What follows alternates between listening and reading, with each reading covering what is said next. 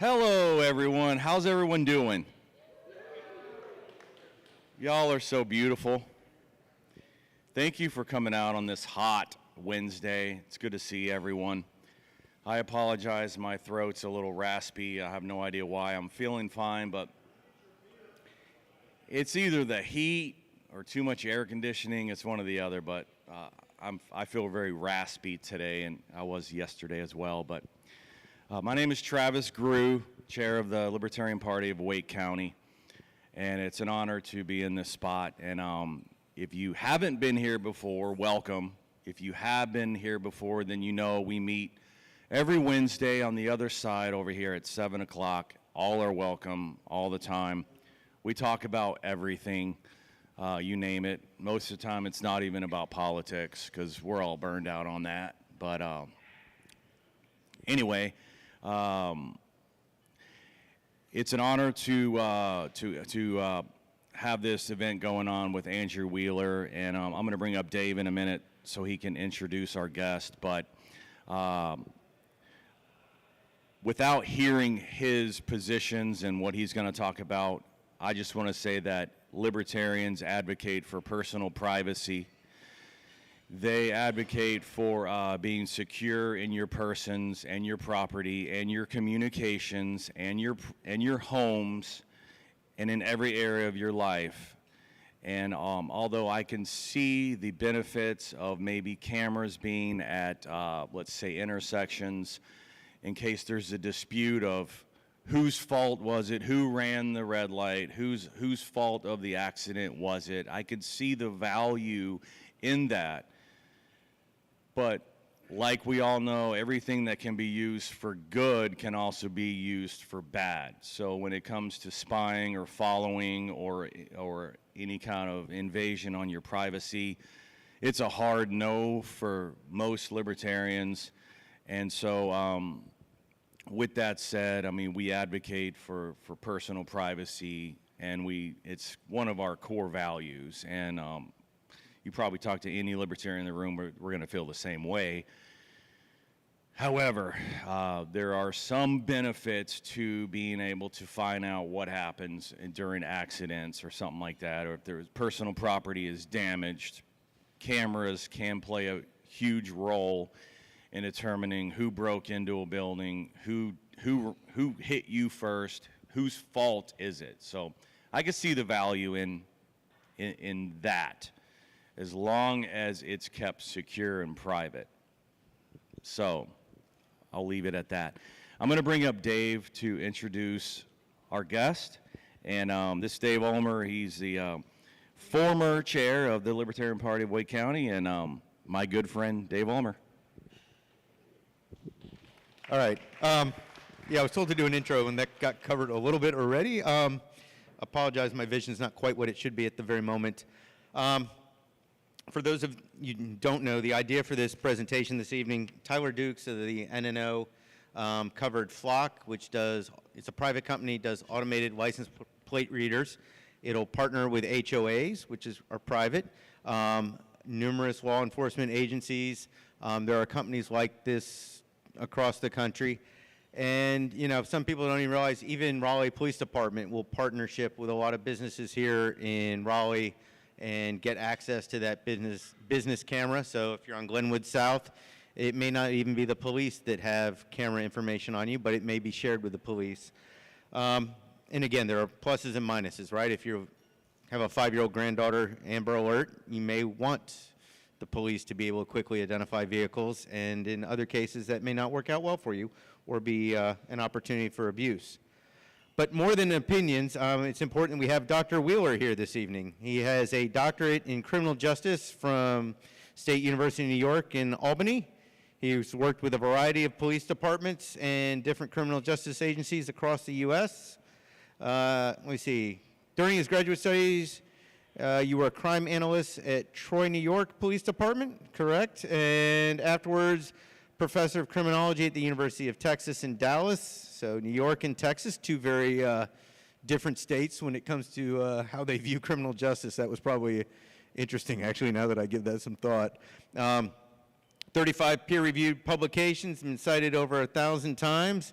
So he came up in the NNO article, and one of the things he pointed out is it's not just the cameras, but where they go, right? So some neighborhoods maybe get a lot more cameras than others, and who makes that decision is interesting. So he also has a recent book, Data Science for Crime Analysis with Python. So for the few of you in the room who code, maybe of interest.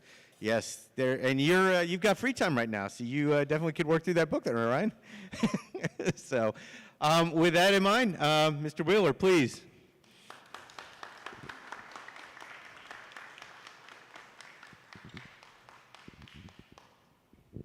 Thank you, Dave, and thank you to everyone here at the Wake County Libertarian Party for inviting me out.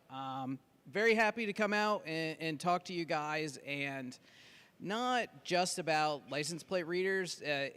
To me, it's very important to talk about the use of technology, not only in policing or state operations, but just in the world in general. And I write computer code. I work with police departments. I'm very in the know about how a lot of this different technology works. And to me, a lot of the public discussion, whether it's in papers, and I think Tyler Dukes did a good job in the NNO article, but in general, the way that technology is discussed in newspapers, online, a lot of times it seems mysterious and it seems magical.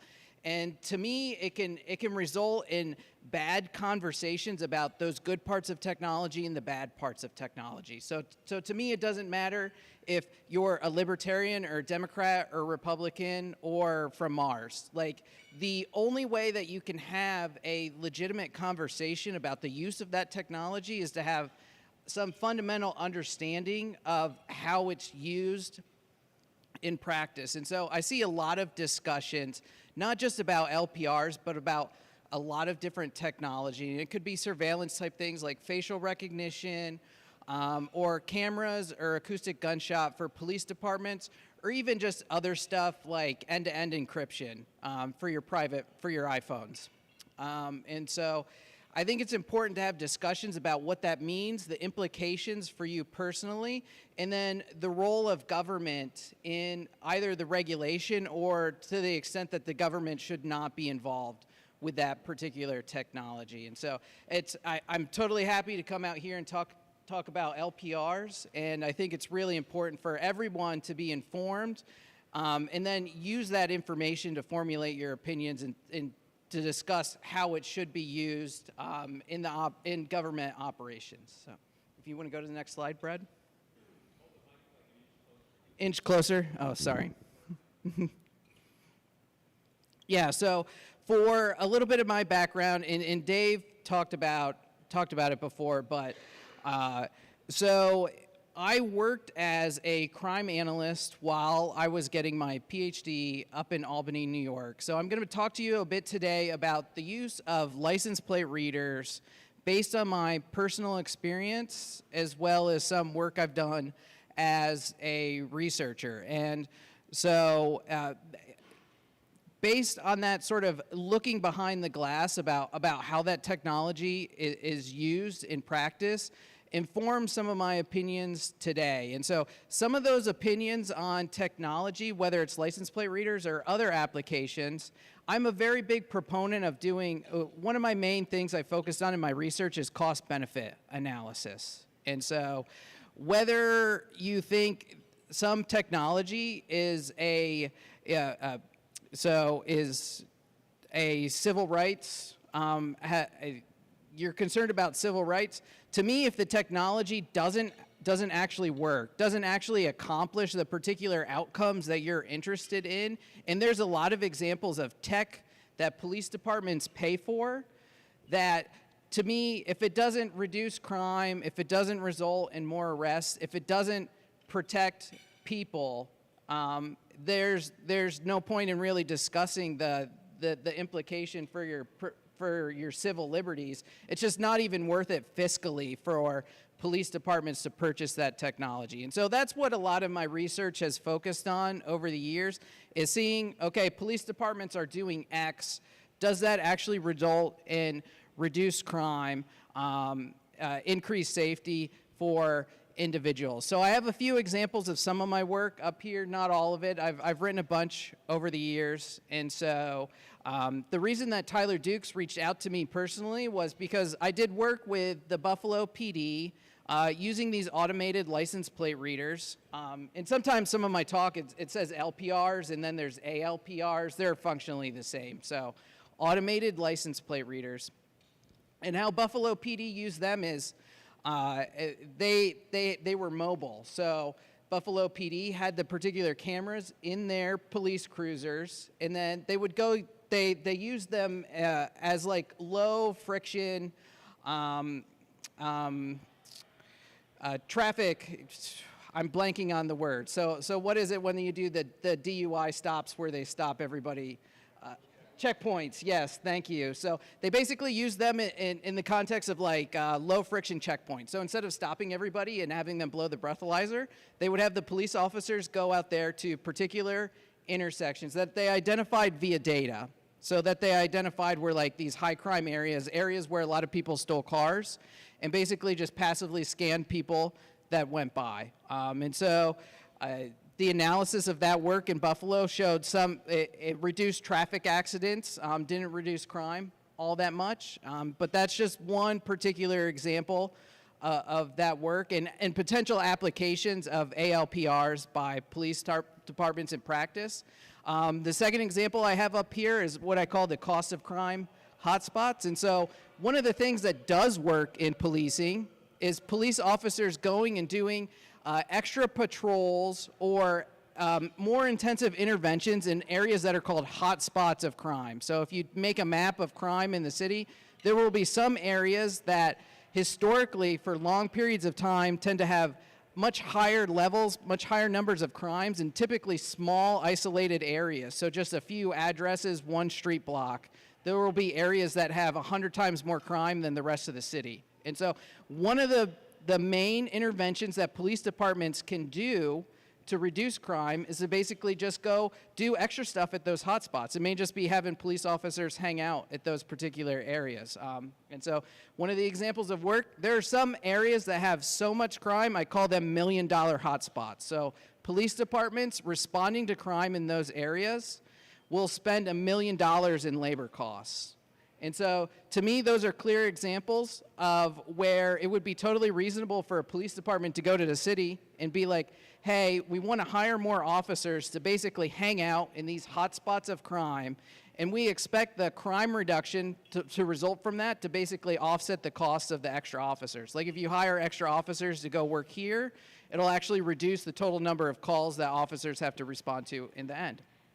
And then the last particular example I have up here is the impact of drive times on gunshot survival rates. So I did that work in Philadelphia, and that doesn't have a direct implication for operational responses, but you can use that to basically talk about, okay, if I do this thing, if I have more ambulances or if I have more officers and I have them stationed around certain areas of the city, okay, what would I expect that to have in the end on impact survival rates?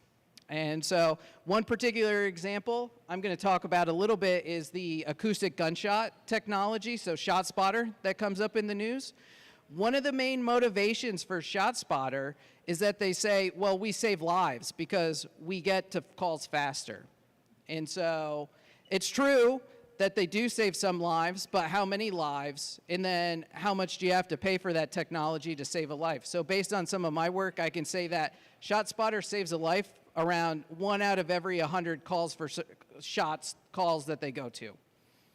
And so that basically puts numbers on that, being able to say, okay, we're going to drop $1 million and it's going to save 1 life or 2 life for these particular areas for technology. And so those to me are important conversations. So not only does this work or not, but how well it works and the costs and benefits of using that particular technology. If you want to go to the next slide, Brad.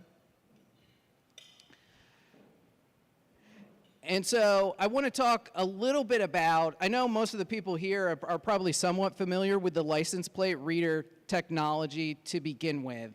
And so I just wanted to talk a little bit more broadly about what it is, how it works. In the end, the technology behind license plate reader cameras is simple compared to a lot of different things in the end. So it's, I tell folks, if you have a very industrious high school senior who's into computer science and stuff, they could probably purchase a camera and a little computer and for less than $1,000 be able to build one of these license plate reader cameras themselves. And so the technology behind it and the software behind it is very simple. And so sometimes we talk about cameras more broadly. I think it's important too to discuss when we're talking about license plate reader cameras, you can have cameras that have both, so that are continuous video footage, but the license plate reader cameras don't even necessarily have to do that. It can be snapshots. So it could just be a particular camera is taking an image once every second, once every 5 seconds, so it's not even like continuous footage over time. Based on that particular image, it'll basically look for your license plate, and then the computer will just read off that license plate.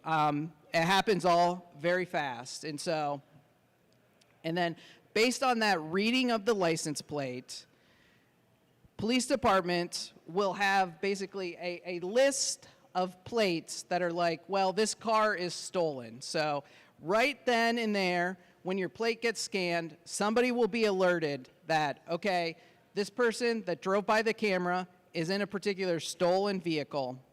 And so that's the way that license plate readers are traditionally used in police departments, or I should say how they were initially discussed, or how they were initially proposed to be used in police departments. I have a second bullet point up here that to me is very important. It's one of the examples of where knowing the technology, and it's not like you don't need to know in depth like machine learning or how the underlying software works, but knowing a little bit about the nature of the cameras and how they're used in practice makes a big difference. So to me, there's a big difference between cameras at fixed locations versus, I talked about Buffalo PD, they had cameras in the cars are driving around. And I'll talk a little bit about that at first, but a lot of the flock cameras, like in the N&O story, I'm going to talk about license plate readers more generally than just flock, but flock for the most part are just fixed cameras, and you can put those essentially anywhere. Private citizens could go to Flock and buy those particular cameras.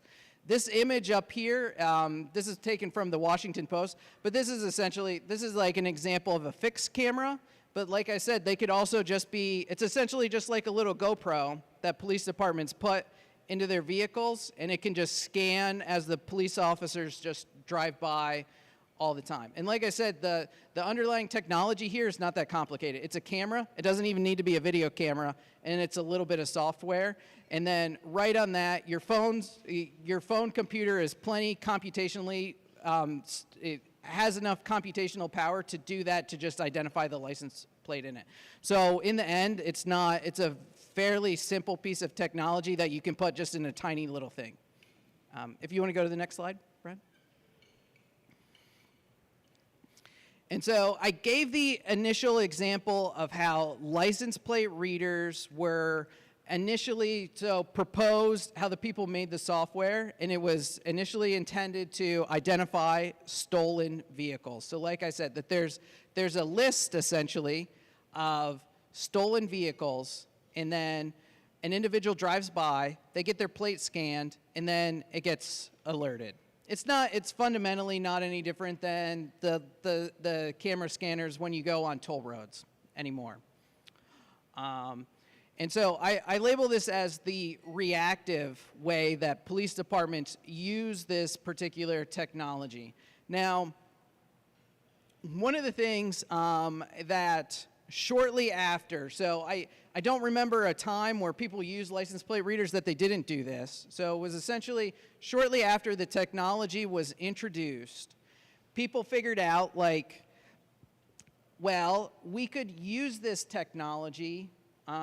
Those cameras essentially cache the information. So if my car, ABC 1234, drove by at a particular location, it would give a latitude, longitude, and a date stamp. And those technologies historically cached that particular information. And so what police departments figured out is, well, gosh, I think Andy Wheeler is up to something suspicious. So I'm going to go in and I'm going to look for Andy Wheeler's license plate. I'm going to look for ABC 1234, and I'm going to see where Andy Wheeler has been driving around the city. And so to me, I talk about the distinction between the fixed license plates, or not the fixed license plate, but the fixed cameras versus the driving around cameras. And so if you have cameras that are just at fixed stationary locations, so just at intersections, pretty much all the information that you get is that Andy Wheeler drove by this intersection on Friday at 6 p.m. And so the searching of that historical data, whether I think it's right or wrong, it's pretty minimal in terms of that sort of privacy violations that it entails. Whereas the cameras in the fixed vehicles, if I hadn't seen it in practice, I wouldn't have thought it's this big of deal is. But if you just have those cameras in a half a dozen police cars driving around the city, and they capture that data passively for 6 months, for a year, I would have thought intuitively that you're not going to be on there very much. Like, you search up Andy Wheeler's ABC 1234 plate, he's only going to happenstance drive by a police officer, 1, 2, 3 times over the past 6 months. It ends up being the case that those maps of where you've driven around are very filled in. And so if I hadn't seen it, I would have thought that they would have been not filled in, basically. But just sort of that passive, you don't realize how often that you're driving by a police officer, a police cruiser all the time. And so one of the things that police departments, and sometimes it's state policies, they limit data retention. So they say, okay, we know that there's potential privacy concerns with the use of this technology, so we're not just going to let you cache that data on where we've identified these cars driving by our cameras forever. We're gonna purge that data. A lot of different state policies now do it for 1 month, but it's not uniform. And sometimes it's not a state level policy. Sometimes it's just up to the particular police department about how they're going to do it. And for here, you basically have a private sector company that's hosting the data as well. So there's another layer in that the private sector company can make determinations themselves about how they're going to retain this data and purge this data. Most of the time, I'm sure if somebody from Flock was here, they would say, well, we do it however the police department wants to do it. But it is a question, there's this private sector company that now has the power to say, okay, we're going to keep this data forever. To me, that there's nothing currently in any laws that I'm familiar with that prevents Flock from saying, okay, I'm just going to keep this data and sell it later on if I want to. If you go to the next slide, Brad. And so, like I said, a big part of my career has been talking about whether we do things, whether they're effective or not. So without regard to particular civil liberties or things like that, I think it's important to discuss whether LPRs are effective in the ways and nature that they are effective. Partially because as a researcher, I get annoyed by these private sector companies that will do crappy research and say that, my software does all this amazing things. And so I think it's important to have independent researchers go and say how effective this particular technology is. And one of the things that people talk about with LPRs or cameras or different surveillance technology in general is the second part, does this deter crime? And so the idea behind deter crime is somebody who was going to commit a crime is like, oh, there's a camera there, so now I'm not going to commit that crime. That's what I mean by deter crime. Prevent it before it even happens. And so there's a long history of criminological research that shows not just LPRs, but the closed circuit TVs, and more recently, like I talked about with the acoustic gunshot technology, there's very little evidence that those things deter crime. As a criminologist, one of the main reasons criminals are very impulsive. Criminals don't tend to be people who think about things rationally and think things through longhand. So there isn't much reason for us to think that they see a camera and I'm not going to commit crime. And so when people are like, well, I think it's worth us buying the CCTV camera or LPRs or whatever because it's going to prevent criminals. They're going to see it and not commit crimes. That's a false expectation. Now, I actually do think license plate readers are good investments for police departments. And the main reason I do think that they're good is because they're relatively cheap. So the CCTV cameras, I'm surprised. I thought that they would have come down in price since I started doing crime analysis and stuff maybe around 15 years ago. They have not. So when police departments are dropping money on CCTV systems, it's going to be in low to mid 6 digits, whereas license plate reader cameras are only around, the flock ones are around $2,500 a camera, I believe. And like I said, a really industrious high school student could probably build one for, if you wanted one outside your home, they could probably build one for around $1,000. So the license plate readers are fairly low cost. And so to me, what that means is that, like what David said, they can be used legitimately to identify when individuals have stolen cars. Another example as well is what I call, what in the prior slides, sort of the reactive or maybe active investigations. So say that somebody robs a grocery store, they caught a plate, and then you can put that plate in, so it's not necessarily a stolen vehicle. You can basically say, alert me when this plate drives by. And so that's sort of like an active investigation. And those, to me, those are probably worth it. And the reason that it's worth it is because the cameras are cheap enough, even if they only result in, an additional 5-10 arrests per year, you're only paying a couple $100 for an additional arrest per year for a police department. And that, to me, is a great return on investment relative to CCTV cameras that cost hundreds of thousands of dollars and the acoustic gunshots that cost, millions of dollars. They have one of the best returns on investment for a police department that are out there. Whether or not, the last part I want to say about that is people will talk about, and Flock's particularly bad about this, but they'll say, oh, we help solve 20% of crimes.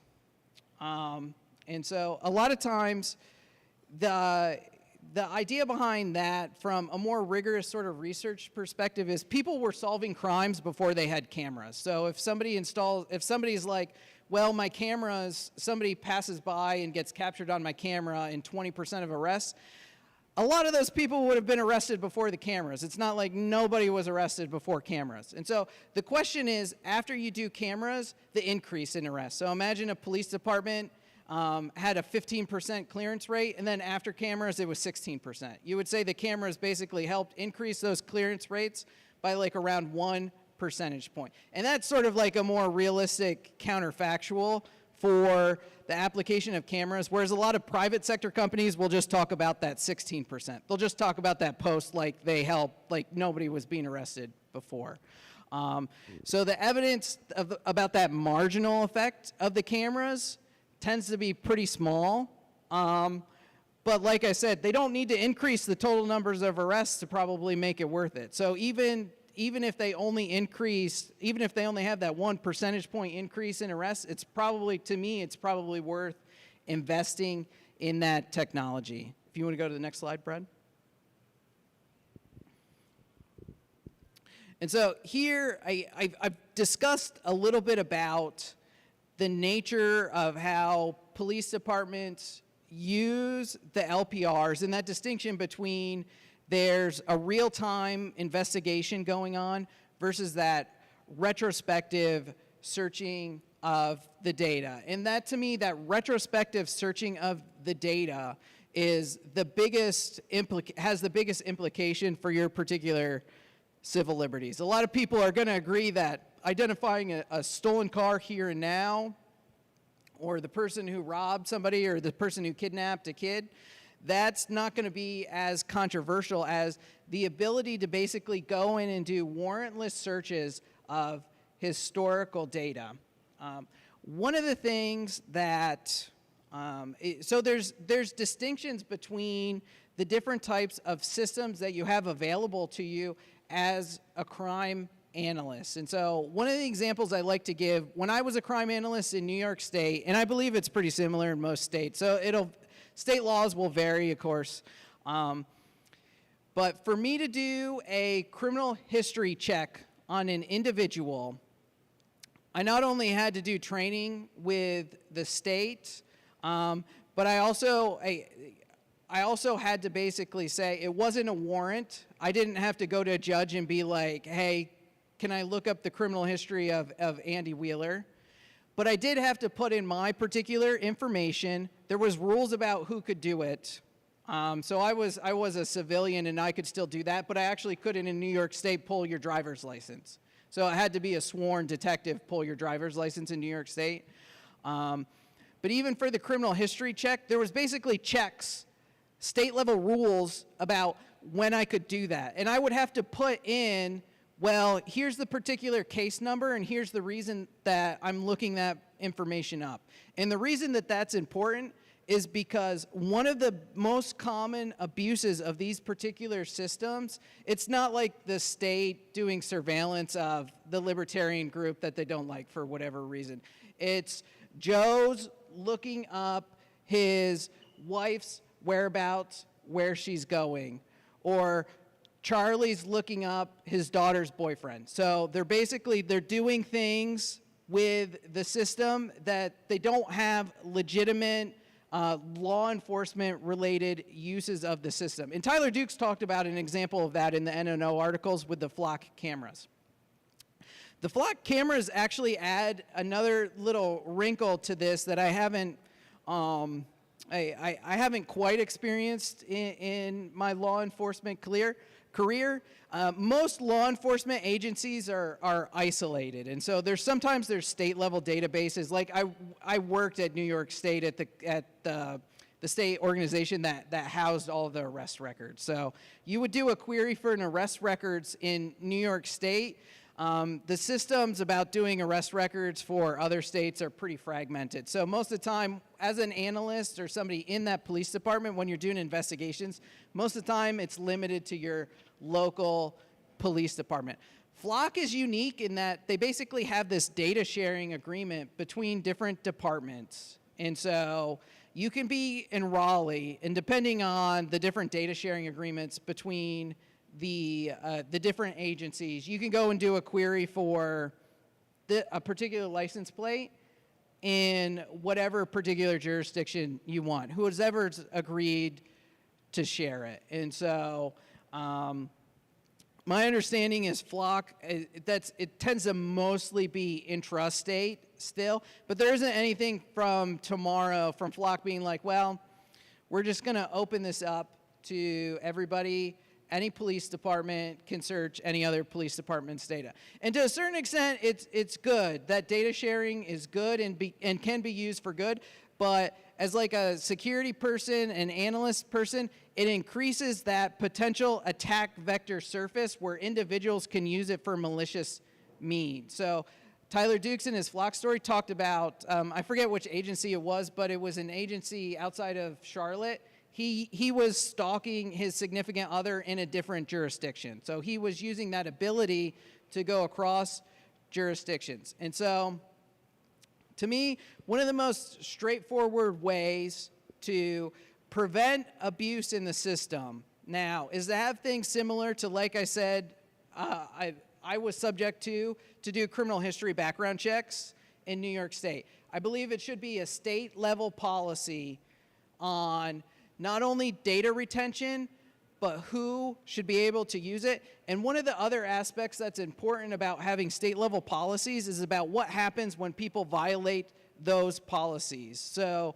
Flock and individual police departments do typically have things on paper now that are like, well, only sworn officers or only certain allowed individuals can use this.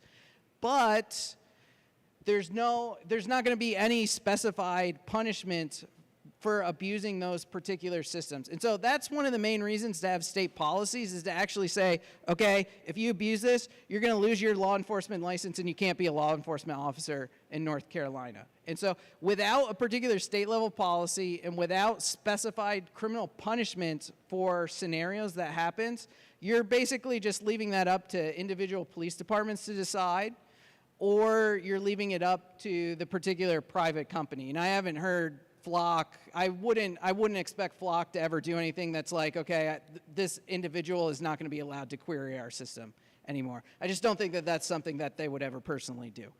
And then the other aspect about that, oftentimes when we specify state level policies, you also specify this ex ante auditing mechanism. And Tyler Dukes talked about that. I forget if it was Raleigh or one of the other jurisdictions. They did have on paper this particular state, an internal auditing system that they were supposed to go and check out, make sure that people were actually legitimately doing these queries of historical data. And of course, Tyler was like, well, can you show me your actual audit? And they're like, no, we haven't ever done that, basically. So I think it's important to have state level policies on the books. So it's actually somebody's job to do that. And like I said, I worked, before I was an analyst, I actually worked at the state level agency that housed the arrest history data in New York State. And I won't say that it was like a real smooth running operation or that they couldn't have used more information, but they did regularly catch people. And there were people fired for it, both at the actual state level agency that housed the data as well as individual police departments. So I knew it happened, and I knew that there was some mechanism that occurred. And I just don't think it's a good idea to leave it up. And I'm not even saying that police departments are intentionally being negligent. If they just don't have the right incentives to do that, essentially. The incentives aren't aligned for them to watch themselves. So I think it's important to have a state level regulatory framework to do that. And so you can go to the next slide, Brad. And one of the last things I wanted to say on that, and I think, like I said, that these can be used for good. And I actually do think that they're good investments for police departments to do. To me, the biggest distinction here is that active investigations versus doing the historical searches. I think you could probably reasonably make an argument that you shouldn't be able to do the historical searches at all, that you should need to go to a judge and have a warrant to do that. And so my experience as a crime analyst, that wouldn't impact the ability to do those real-time investigations for a particular crime in progress at all. So the utility of doing those historical searches is very low. There's just not that much useful information that you get that, oh, I think Andy Wheeler's doing something bad. Let's go check out where he's been driving around. It's just not that useful in terms of doing detective casework. It's almost like personal gaudy, looking at your neighbor's cameras and things like that. Whereas those active investigations, those to me have much more clear value add for police departments. And that's just an example, like I said, of how this technology is used in practice and having a little bit of understanding behind the hood. And I wish police departments, and I'm always happy to come out here and talk to folks some more about other particular applications of technology, but that to me, understanding just how it's used in practice, and it doesn't have safety implications. So you knowing how license plate readers are used or how facial recognition works, that doesn't impede the uses of those technology. Like, if you don't have your license plate on the car, the LPR is not going to work, and if you wear a ski mask around all day, like, you're not going to be able to do facial recognition and stuff. So being able to know there's almost never any use case of technology that somebody shouldn't be able to come out here and tell you how the police department's doing it. And I know that they don't do that, and I wish they did more, but always happy to come out and discuss that, because I think it's important for the population to know how that technology is being used for good or bad, or even just like whether it's fiscally responsible to invest in that. Thank you guys very much.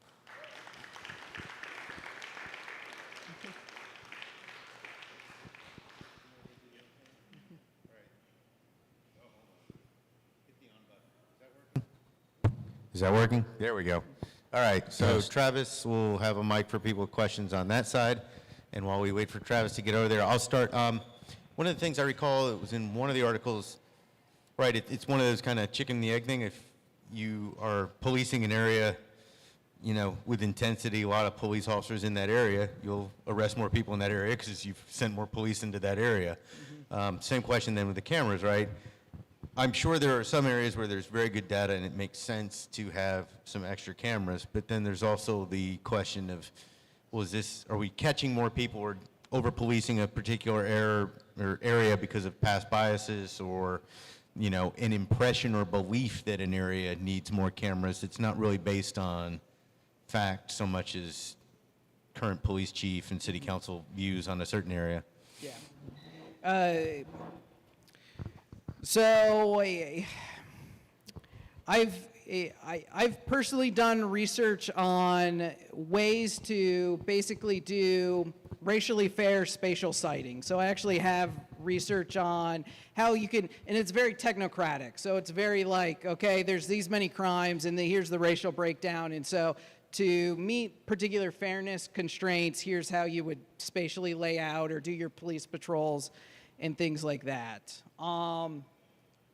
To me, sometimes it's over the top. So there's a couple different layers in the use of technology. So one, the camera itself doesn't have, so the camera being there isn't what matters in terms of different disproportionate minority contact. It's what you do with the information. And so you can have, I talked a little bit about police hotspots policing. Some police departments, they don't go out and stop a bunch of people and arrest a bunch of people. They do what's called community-oriented policing. They'll oftentimes just go out, they'll do patrols, but they'll go out, they'll talk to business owners, discuss with them ways that they can improve their security that reduces crime in those particular locations. And so what you do with the information matters probably more than that sort of spatial sighting, worrying about like, are you doing it too much here or too little there? So what you do with the information matters the most to me. In terms of a lot of police departments are inefficient about where they put things. Cameras are a bigger deal than the license plate readers, partially because the cameras are very expensive.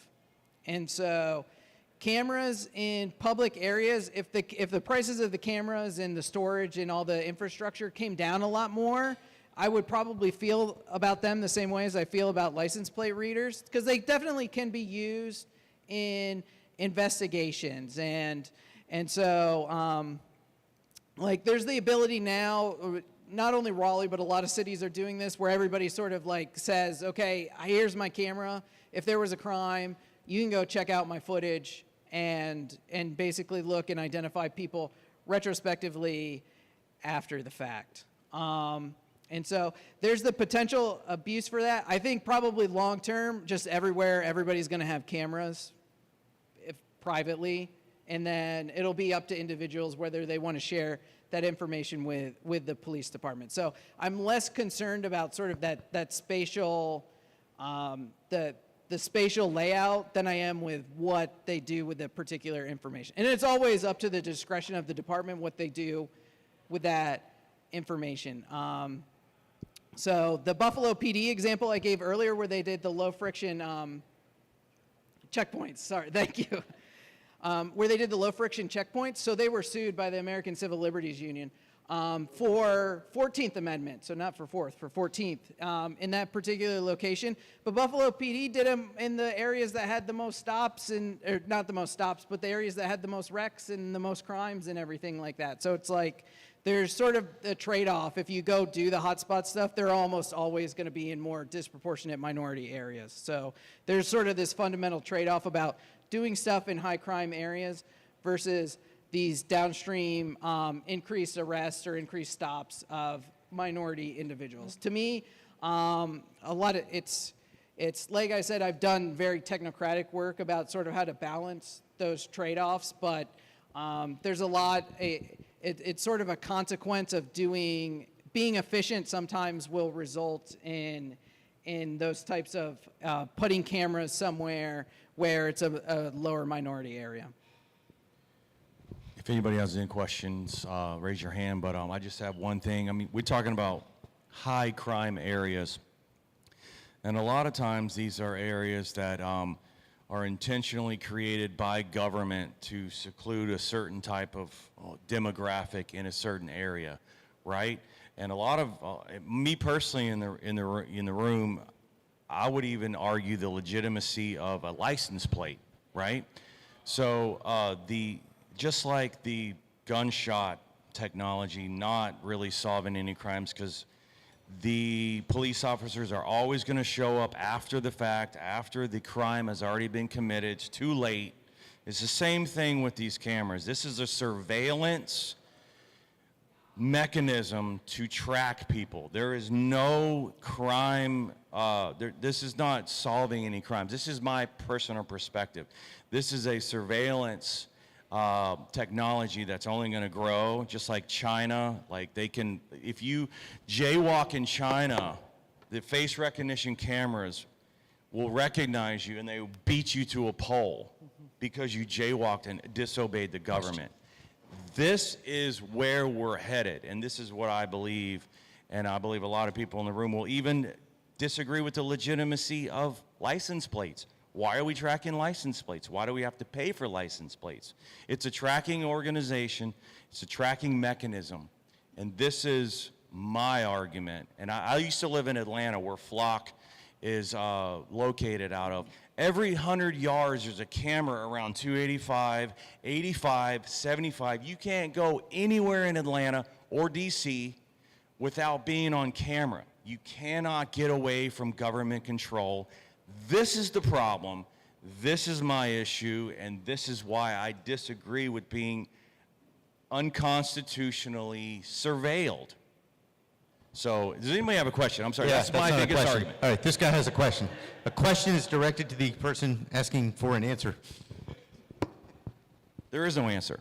I won't try to debate with any libertarians on the mic here, but my question is regarding, you sort of mentioned, the difference in the way companies measure their success rate versus, the difference in actual crimes that had been solved. I was curious if there was any research in terms of like the amount of resources that are being used to solve the same crimes, where the crime might still have been solved in the past, but maybe using a license plate reader is able to avoid more research-intensive methods of investigation.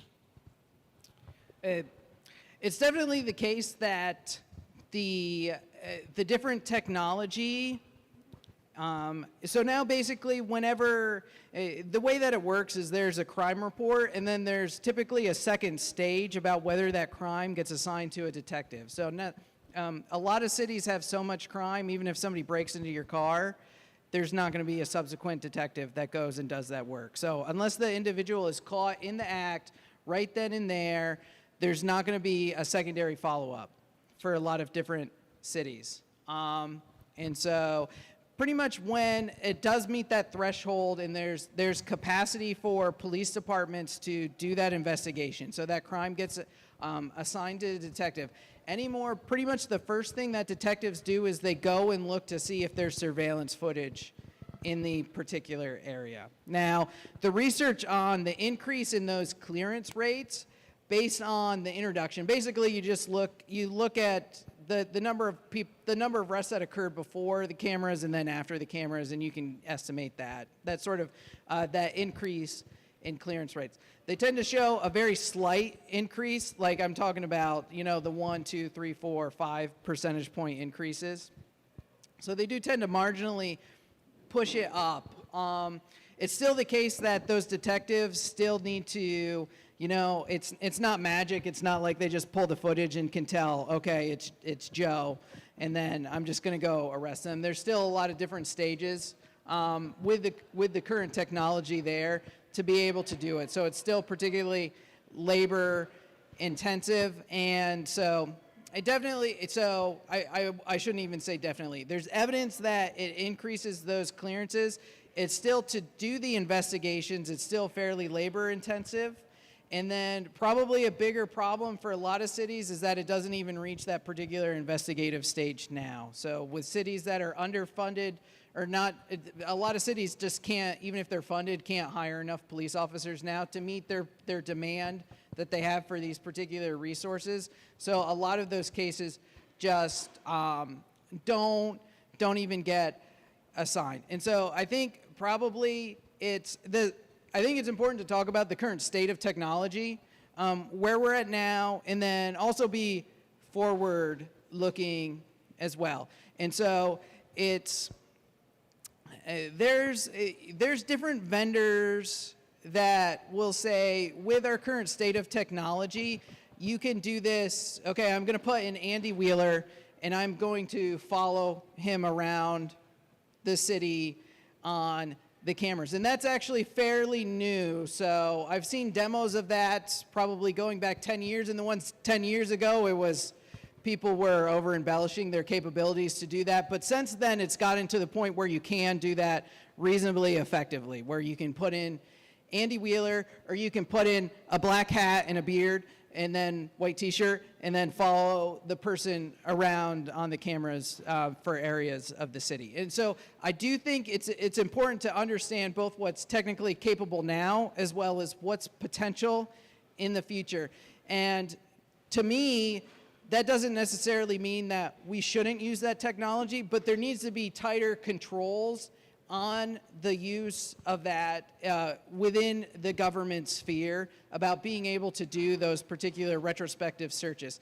And so I've been involved with groups that have basically talked about doing those camera systems and having a totally separate entity from the police department do the searches. So it would be like the detective's like, here's my information, you go do the search, and then only if it's actually relevant to the investigation, you give it back. And so that's just like one example of how the government may do that, that prevents that sort of overreach for them. Honestly, given that a lot of the cameras now are privately owned, so it's not so much the state cameras, I think long-term the implications of having those private networks probably has bigger implications for your particular civil liberties, because like I said, there's nothing to stop Flock from, and I'm not saying that they do this, but there isn't anything that I think prevents them from being like, well, we're just going to host all of our camera data, and then, well, okay, we're going to have a system where you can go in and pay $30 to see where Andy's been walking around. So to me, that there isn't anything that fundamentally stops them from doing that right now. And so that to me is a bigger, I'm more worried about that long term than I am about government overreach, partially because I just don't think the government has enough money to spend on that, whereas private sector entities do. Okay. Just checking to see if this is working. So I basically have a question that's kind of in two separate questions, I guess. The first one is, I was curious if, off the top of your head, in your research, if there was a particular example of like the most egregious kind of overreach or misuse of this technology from a law enforcement agency. And the second question being is how heavily, if at all, if you know if this or the data that's stored by Flock or other competitors is used by federal agencies, FBI or ATF or so on, do you know if they frequently jump in and just snag this this data from local police departments or if they go about it a different way? The examples of the egregious use are, I'm not familiar with any scenario that's any different than the stalking of a significant other. So those are the ones that are obvious and egregious. Like I said before, in my capacity as a crime analyst, to be able to do those retrospective searches, even if it was like a well-known offender involved with gangs or whatever, and we go and do it, it's really not all that useful from an investigative standpoint to know when they're going and hanging out. It's often known information just based on other pieces of information that you've collected, and it's not necessarily all that useful to a detective trying to build cases against individuals. So I'm not aware of any egregious overreach of, like, say, somebody went and did a bunch of searches of individuals involved with groups that they were not, they didn't like or whatever. I'm not aware of any examples like that. It could have happened, and I'm not familiar with it, but I think probably just the more banal, I'm going to stalk my significant other is the more common one. Now, in terms of the different jurisdictions being able to go in and pull information. So sometimes people have a false expectation that there's just like a Google-like website that different law enforcement agencies use, that you can just go in and do a query and get some of this information out. And so Flock is unique in that they've actually built a cloud-based solution where that's potentially possible. I'm not familiar with whether they allow that or not with different federal agencies. For most examples of systems, though, it's not possible, and it's partly because everybody's fragmented. Even, like I said, to do the criminal history check, there's the FBI does collate one, but it's very fragmented. So if you like do a map, it's only like half the U.S. states like have coverage of it and put their information in. So it's just police departments, unlike most nations in the U.S., every police department is a unique governmental agency. So like Raleigh and Garner, they're totally different. They don't have to use any of the same systems. They don't have to do the same police reports. They don't really have to do anything like the other one besides their state level laws that they're expected to enforce. So we have a bunch of different fragmented systems around, and so Flock's unique. And then there's some other particular systems where you can go and do history checks of whether individuals have been stopped across, but it's very fragmented, and I don't know the extent that they're even commonly used by the different federal agencies. So they're definitely used some, but I'm not even sure if it's like a regular thing that they do. So I actually spent 2 days this week driving around to 6 or 7 different counties of North Carolina pulling criminal records checks, having to do it at each county's courthouse. But I was just as an example of how fragmented it actually is in the state. But do you know what Flock's primary source of income is? Is it from government spenders, or is it something else? Oh, no, I don't know their particular their breakdown, whether it's yeah, I don't know. And there's definitely other license plate reader companies that have been around longer.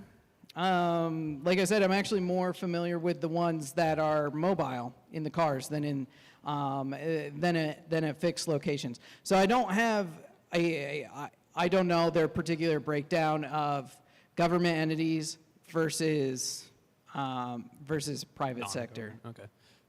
Following that, it's I guess there have been recent rumblings legally concerning government doing things that is constitutionally prohibited by proxy via private companies. Do you see that as potentially being a concern for Flock and its customers on the government side of things? Yeah, I could foresee. So imagine that you hired a security company and they were able to access that particular, just even the retrospective license plate data. I don't see anything fundamentally that stops them from doing that now, in the way that either laws are set up or if they were here, I would guess that they would say, well, all of our contracts are on a police department by police department basis. And so it's up to the police department how they want to share the information. So I bet you they would personally pass the buck sort of to local PDs. But like I said, I don't think that there's anything that fundamentally stops them. So there's another company that's called LexisNexis. Is folks around here familiar with that? You can pay money to LexisNexis and do background checks on individuals. And a bunch of private sector companies do that now. Yeah. And so there isn't... to me, if Flock wanted to do something like that with the private cameras, I don't think that there's anything stopping them from doing that. What other kind of data do these license plate readers capture? She asked, what types of data do these license plate readers capture? And so there, I think it's important to know the distinction between the different types of cameras. And we've talked a little bit about Flock. They have the actual video cameras as well. So you don't if you go out on the street and see one you don't necessarily know. But traditionally, the license plate readers, they're not a video camera. They just take a picture and a snapshot on a regular basis. And all that ends up being cached with those, they don't even save the images. So it's not like, and it probably depends on a particular vendor, but they don't even, it's like if you identified ABC 1, 2, 3, 4 as an analyst, you wouldn't even necessarily be able to go back in and see the picture. It would just be ABC 1, 2, 3, 4 at this particular location at this particular time. So it's just literally those 4 pieces of information with those license plate readers. But we've So the stolen plates are basically a separate database that's maintained by other individuals. We talked a little bit about how you can actually like input a plate to be like, hey, this person was involved with a robbery. We want you to know. So it's not a stolen vehicle. It's something that we've just arbitrarily put in to identify if that particular person walks by. But license plate readers, it's just that very limited piece of information. It won't even necessarily be a snapshot of your car. Now, I want to caveat that a little bit in that I can't tell you exactly for the particular Flock cameras. The Flock cameras actually do save and cache additional information about like the make and model of the car.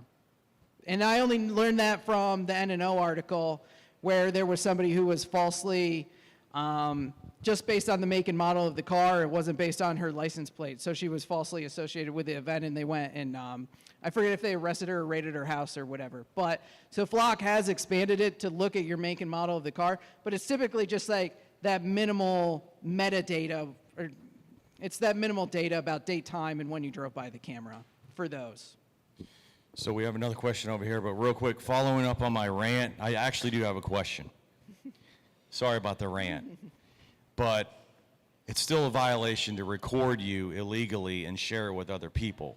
Where are our rights? Do we have rights to ask the government to take the cameras down because we don't want them anymore? So not a lawyer. I actually don't know the particular state laws about recording in public. And so I think it's I think it's a legitimate question, and it'll come up more to the extent that everybody has a phone camera in their particular pocket. And so it's a legitimate question about what we think are our personable rights and to be free from recording. So not a lawyer, but a lot of the historical case law is not kept up with the current technology. So a lot of the case law talks about the distinction between in plain view in public versus private. With the increase in technology, though, I don't think a lot of those historical judgments would have been the same, basically because there's this ability to continuously monitor everybody and then historically go back through the footage in a way that a physical human wouldn't have been able to do. So, for example, a lot of police departments, if they want to go put a camera outside an individual's house, I can't speak specifically to the case law here in North Carolina, but in New York State, you had to go get a warrant to do that. So that's like basically an active investigation in somebody's house. Very similar to, like, I've never been involved with wiretapping, but similar, like if you looked at movies about wiretapping. So for the government to do that, typically you need a warrant for that information. But there isn't anything stopping whoever owns a house from putting a camera on their house. And so that sort of has implications. And the technology is getting cheaper all the time. So basically you can take an old iPhone and put it on your house and have a continuous camera monitor in ways that you couldn't even like 15 years ago. So I'm not sure how much of a question this is going to be, as much as a comment, but have you ever had a chance to talk to the City of Raleigh's GIS department? They, I guess it was about 5 years ago, gave a presentation at a conference about how they built a camera to do traffic counts using a Raspberry Pi and a webcam.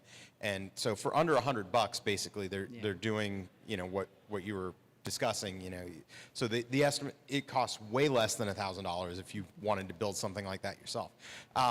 But they have also been using the traffic cameras here in downtown Raleigh to monitor the movements of traffic through intersections. So they're not necessarily tracking specific cars by their license plate, but they're using it to track an individual vehicle as it moves through the intersection. I don't know whether they're connecting that, you know, one intersection to the next to track it, but just, you know, even beyond the flock cameras and other things that are going on, there are ways that you could potentially be tracked using cameras like that. And I just was wondering if you'd had a chance to speak with any of those people about how they're doing that. Yeah, no, I haven't talked specifically to the individuals in Raleigh, and so it's definitely the case that a lot of different.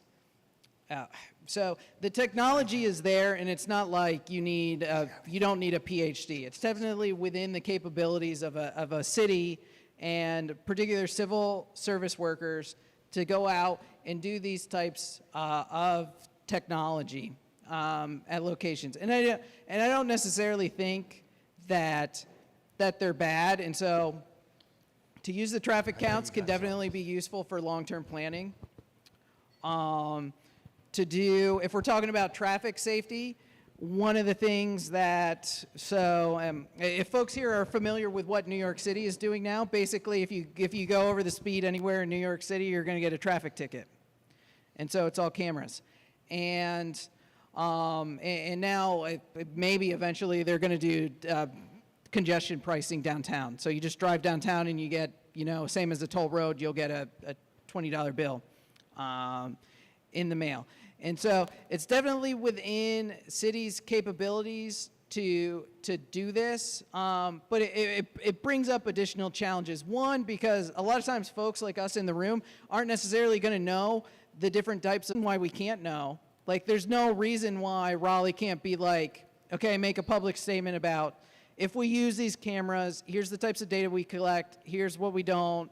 It doesn't impact their personal use. A lot of times it's just a lack of communication between the government and the population, because it's somebody in the GIS department that's like, here's this cool thing I can do, and there's not like a official mechanism to like say that they're doing it. So it's definitely the case that folks, if anybody from the city is like, well, you don't need to know that information, it's pretty much, that's always BS in my opinion. Like, you should pretty much always be able to, somebody should be able to tell you the types of data they collect, how they're using it, the amount it costs, all that types of stuff to me is important for oversight of the government to know that information. Not only because it can be abused, but because it can be just like a waste of money.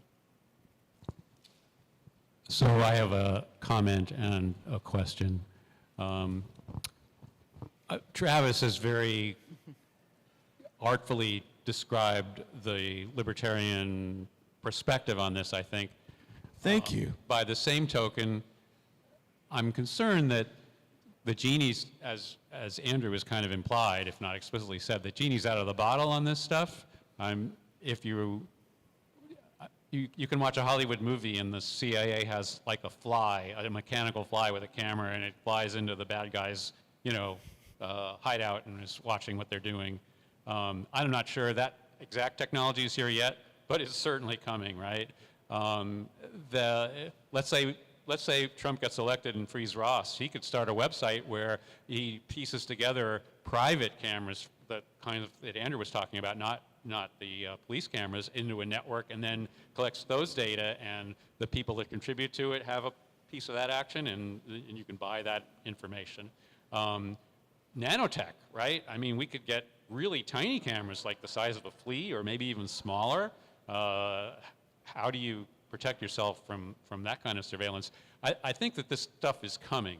And I think where libertarians potentially can contribute is in, as Andrew has intimated, we need to be thinking about how we approach putting together some kind of rules or rules of the road or some kind of protection.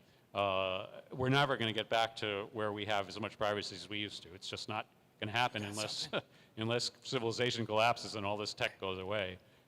So given that circumstance, I think that we have kind of a unique ability to, or position to contribute to society kind of coping with this cascade of stuff. So to my question, I'm wondering, Andrew, since you've been in North Carolina, what's your sense of how well the state government is paying attention to these kinds of issues, and would you have any recommendations? I don't have a particularly strong opinion of I haven't talked to anybody specifically here in North Carolina about this. A lot of times state level policies about idiosyncratic stuff like this, it's almost pure happenstance. It's not like somebody ran for political office and this was a particular primary. It's like probably it wouldn't surprise me if the law, if the state policies that restricted my ability to do criminal history checks were just based on a particular civil servant wrote that as a state policy at one point. Like, it wouldn't surprise me if it was, it would actually surprise me more if it was like the governor saying this or a particular state law. There was just a bureaucrat at one point that was like, well, we should probably have like policies about who it should be audited and the nature of this over time. So you know, there isn't any fundamental thing that stops that from being something that's particularly codified in laws. But my experience over time when we're talking about these policies is it's